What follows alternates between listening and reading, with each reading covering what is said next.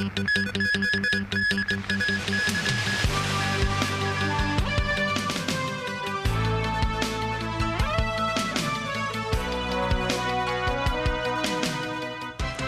evening. Welcome to TVB News. The National People's Congress annual session will commence at 9 a.m. tomorrow. Hong Kong deputies attending the event welcomed the news that there will be more policies to support Hong Kong under the 15th five-year plan. Sakura Ip reports. The 8-day section of the National People's Congress annual session will run from Wednesday until next Thursday, featuring 3 plenary meetings. This year's agenda includes approving the draft outline of the 15th five-year plan. A spokesperson said the central government will set out arrangements to support Hong Kong in leveraging its unique advantages with new policy measures expected to benefit the city. He said at this new starting point, Hong Kong will firmly grasp the convergence of the country's needs and Hong Kong's strengths achieve better development by integrating into and serving the overall development of the country and take a new leap forward in the process of Chinese-style modernization. Speaking this morning before attending a preparatory meeting, Rock Chen, a Hong Kong deputy to the NPC, said he hopes the plan will strengthen Hong Kong's position as an international financial center. He called for support in building a global gold trading hub and for measures to boost the internationalization of the renminbi. Another deputy, Frank Chan, former Secretary for Transport and Housing, said Hong Kong must accelerate technological innovation and development in the northern metropolis. He stressed the importance of these efforts, given the current geopolitical climate. The affairs of Hong Kong and Macau were first mentioned in the 9th five-year plan in 1996. They have become an independent chapter in the 12th five-year plan in 2011. Sakurib, TVB News, Beijing. A spokesperson for the National People's Congress said China is willing to strengthen communication with the U.S., but emphasized that China has its own bottom line. In the NPC press conference today, a spokesperson was asked about U.S. President Donald Trump's reported upcoming visit to China. He said the two heads of state have maintained continuous communication and bilateral relations remain generally stable and positive. He added China will resolutely defend its own sovereignty, security and development interests. On the Iran situation, the spokesperson said China calls for an immediate cessation of military operations and that Beijing is willing to continue playing its role as responsible major power in this regard. The Chinese People's Political Consultative Conference National Committee, China's top political advisory body, opened its annual session this afternoon in Beijing.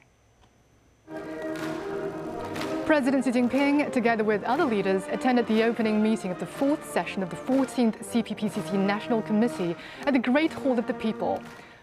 Wang Huning, chairman of the CPPCC National Committee, delivered a work report. Wang said in the past year, China successfully achieved its main economic and social development goals, while new quality productive forces developed steadily. And the CPPCC achieved new results in all aspects of its work. This included consultations and deliberations on deepening reform of the economic system, as well as on strengthening the Greater Bay Area. One says the CPPCC should work to help secure a good start to the 15th five-year plan this year. Director of the Hong Kong and Macau Affairs Office, Sai Wa Ho, met Chief Executive John Lee in Beijing. John Lee arrived in the capital yesterday to attend the opening of the National People's Congress meeting tomorrow. According to a statement from Xia's office, Lee's administration had achieved outstanding results in every aspect of its work. Xia also met Chief Executive of Macau, Sam Ho Fai, and praised his efforts in promoting the high-quality development of the enclave. Explosions sounded in Iran's capital on Wednesday as the war with the United States and Israel entered its 5th day. Amid the fighting, Mujtaba Khamenei, the son of Ayatollah Ali Khamenei, has reportedly been appointed as Iran's new supreme leader.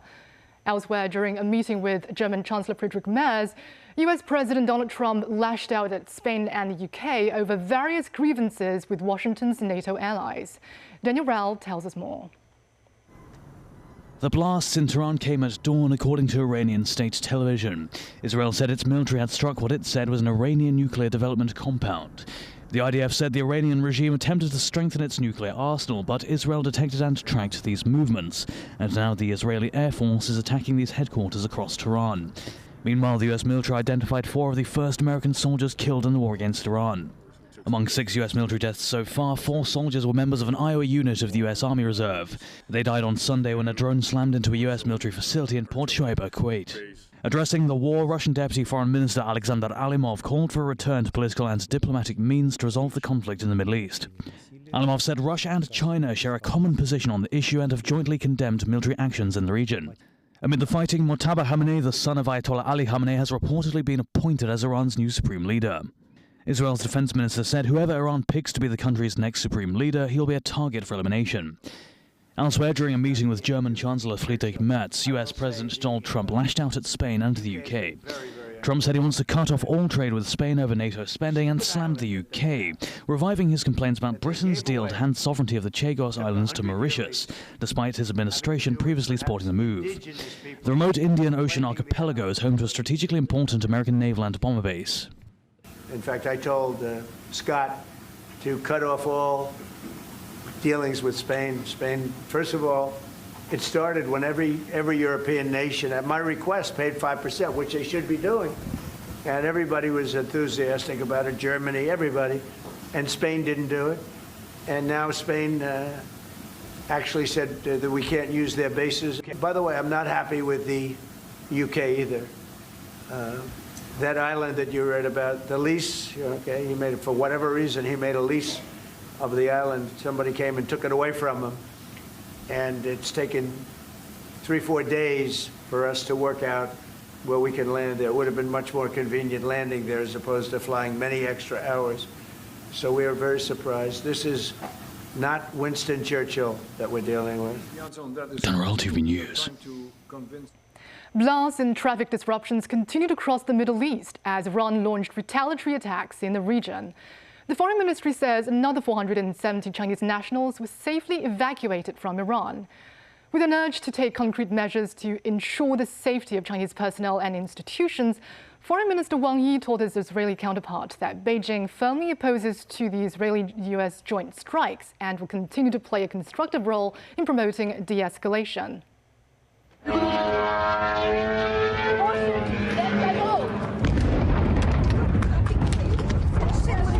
The killing of Iran's supreme leader has prompted its military to fire a barrage of drones and missiles at Gulf nations. There's increased police presence outside a US diplomatic facility in the United Arab Emirates following the report of a blast there late Tuesday night. US Secretary of State Marco Rubio confirmed that an Iranian drone struck the parking lot of a US consulate in Dubai. The limited fire was shortly extinguished, causing no injuries. On the same day, Emirati officials confirmed intercepting an Iranian drone at the port of Fujairah. Oil storage and trading facilities there have resumed operations after a major blaze sparked by debris of the drone was put out. Qatar says it was targeted by 2 ballistic missiles from Iran on Tuesday and that one of them hit the US's El Udeid airbase in Doha. Washington has alerted American citizens to leave more than a dozen countries right away with any available commercial transportation amid a widening Iran war. Flight Radar 24 data showed some 21,300 scheduled departures and arrivals have been cancelled at 7 major airports, including Dubai, Doha and Abu Dhabi since the strike started. Hundreds and thousands of travelers left stranded in the Gulf were scrambling to secure seats on the limited number of repatriation flights. An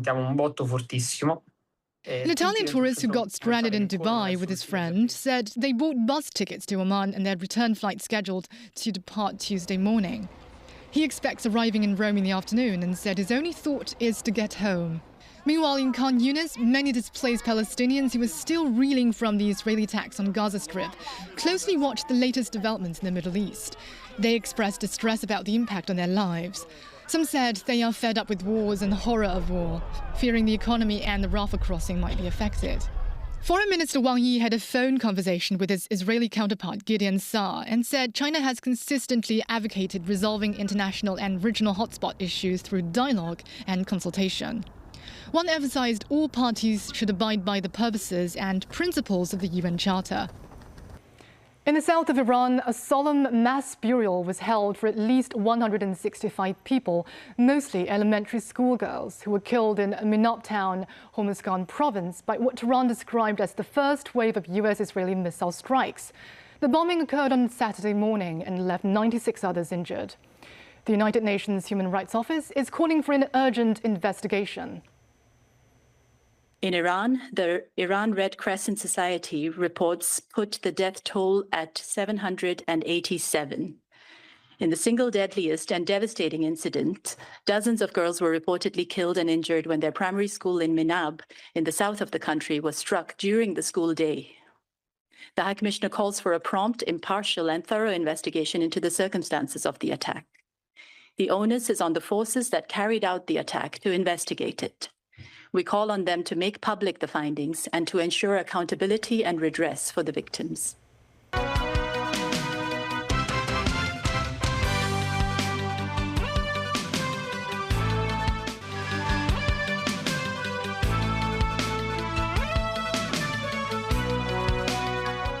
An Emirates flight will land in Hong Kong from Dubai tonight. This came after Dubai airports resumed a limited flight operation after more than 48 hours of total shutdown amid the war in the Middle East. Some people are buying more than one ticket in case one of the flights is cancelled. Mimosa Ngai reports. On the flight arrival page of the Hong Kong International Airport, it shows that Emirates flight EK380 will land in the city from Dubai before 10 p.m. on Wednesday. But two other Dubai flights have already been cancelled. This flight tracking website displays the flight route of the aircraft. Unlike the old route that will pass the Gulf of Oman, the plane heads to the southeast direction for the Arabian Sea instead. Mr. Yeung, a Hong Kong tourist who has been stranded in Dubai for the third day, said he had booked several direct flight tickets back to Hong Kong. By securing more than one ticket, the Hong Konger said his chance of returning home seemed greater even if they cancelled one of the flights. Another stranded Hong Kong tourist, Bowie, said she has spent an extra $20,000 on flight tickets and hotel. Though she is scheduled to fly back on Friday, Bowie is worried that there could be an overbooking situation, meaning she may not be able to board the flight successfully. As a backup plan, she bought a separate flight ticket from Oman to Bangkok. Mimosa Ngai, TVB News. The war in the Middle East is sending shockwaves through the global supply chain. Hong Kong exporters are now bracing for a spike in shipping costs, with some rates already doubling. But some electric vehicle dealers see a potential silver lining with oil prices on the rise. Samantha Lee has more. Wilfred Lee has been in the skincare and hygiene business for 2 decades, and it has expanded to 6 Middle Eastern countries, such as Saudi Arabia and Kuwait. But now those networks are under threat. The conflict in the Middle East has disrupted sea and air routes, triggering hikes in transport costs. Lee says shipping to Dubai and Saudi is getting more and more expensive. It used to cost around $1,000 for a 40-foot container. Now that's jumped by 50 or even 100%. Global trade has become increasingly difficult. From US tariffs and the Russia-Ukraine war to the Middle East conflicts, it feels like the hits on business just keep coming. Lawmaker Tommy Chong Ki-feng, who represents the import and export constituency, said some shipping companies have suspended orders to the Middle East, while charging additional fees at around $1,500 to $2,000. The Middle East supplies about 30% of global oil. Most of the oil passes through the Strait of Hormuz. It is one of the world's most important transportation routes for oil. If the Strait of Hormuz were closed, oil prices are expected to soar in the long run. Legislator Lafayette Lam Feng for the transport sector says global crude oil prices has already jumped from $65 to some $80 per barrel. He does not rule out oil prices doubling if the war drags on. Meanwhile, some electric vehicle dealers in Hong Kong believe this volatility will bring in more business. Eric Wong, a dealer for electric vehicles, says Hong Kongers are very sensitive to fuel costs because the city's gasoline prices are high. Samantha Lee, TVB News. 8 people convicted in the Hong Kong 47 case have decided to take their cases to the Court of Final Appeal after a lower court dismissed their appeals.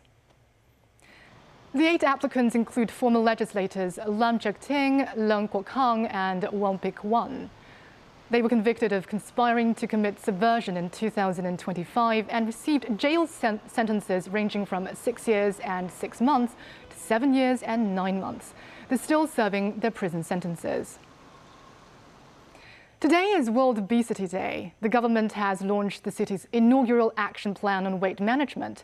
This includes promoting the use of sports facilities by the public and installing measuring equipment in various venues. Samantha Lee tells us more.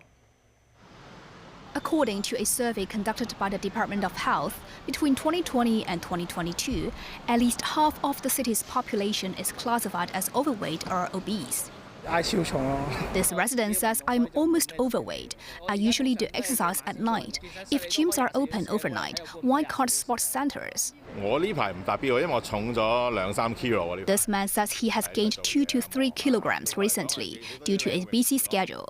He hopes the government can build more public swimming pools instead of just placing weighing equipment, which he has at home. Obesity has always been an issue that concerns the government. An interdepartmental weight management working group was established in October last year to coordinate policies. The action plan will be implemented over 3 years, and each year will focus on a distinct theme, including raise awareness, positive changes, and maintenance part of life. The plan outlines 5 key directions and 15 objectives, including strengthening medical service and providing support for weight management. A set of key performance indicators is set to ensure the implementation of the action plan. To facilitate incorporation of exercise into daily life, the authorities will add more sports facilities at public housing estates this year. Samantha Lee, TVB News. A bus crashed into a tour bus, which then hit a taxi in Sai Wa Ho this morning. The front and upper deck of the bus was severely damaged. The windshield was shattered and several rows of the seats in the rear of the tour bus were also damaged. At around 6 a.m., an empty bus traveling along Oi Kon Road collided with a tour bus. The tour bus then veered forward and crashed into a taxi. The bus driver was injured and trapped inside the bus, but was rescued by firefighters and taken to the hospital for treatment. The tour bus driver was also injured. And that's the news. Thank you for watching.